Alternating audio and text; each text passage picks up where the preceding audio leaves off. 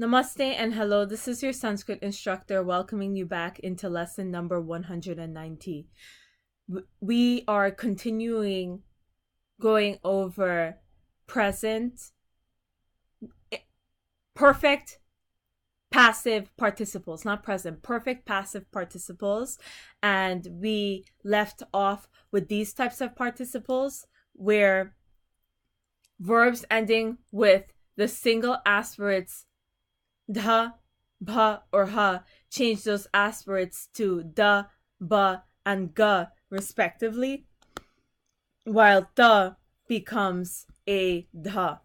This rule actually reflects the sandhi rule that we learned earlier.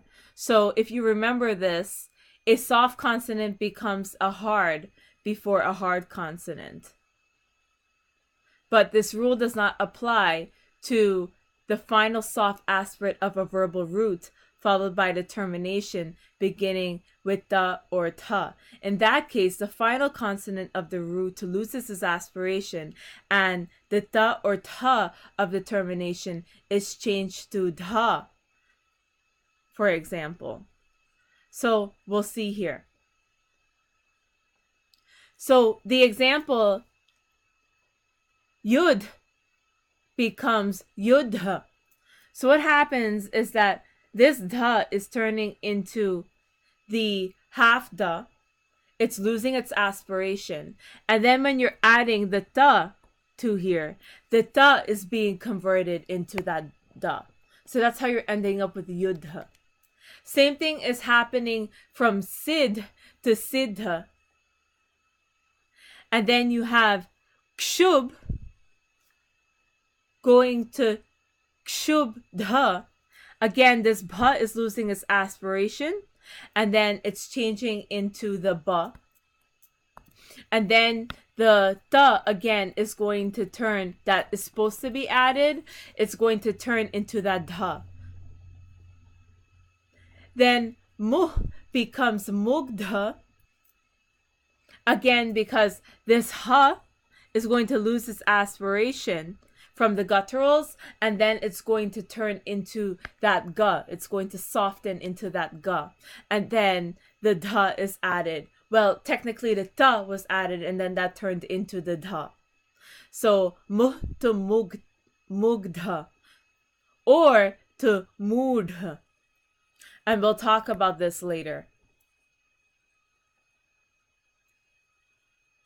Then we have rud becomes rudha, lab becomes labdha, daha becomes dagdha, and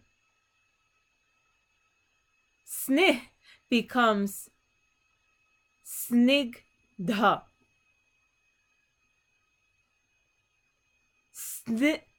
Snigdha.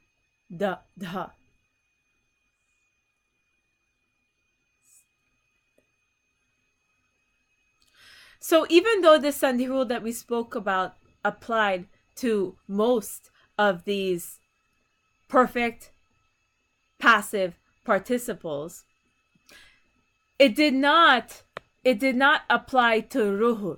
So ruh became rudh, and saha becomes sodh with a cerebral aspirate dha. There are also several roots. Instead of adding ta, you add na instead. So for example, bhid becomes bhinna, tri becomes tirna, pri becomes purna, chid becomes chinna, da becomes dirna, li becomes lina, and lu becomes luna.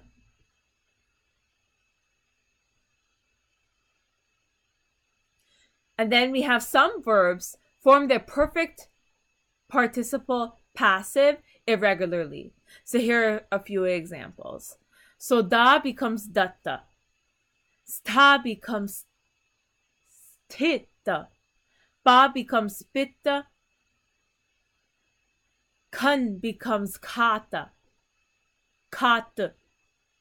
Ha becomes hin. Pach becomes pakwa. Dha becomes hitta. Ma becomes mitta. Gai becomes gita. Jan becomes jata. Hui becomes huta. And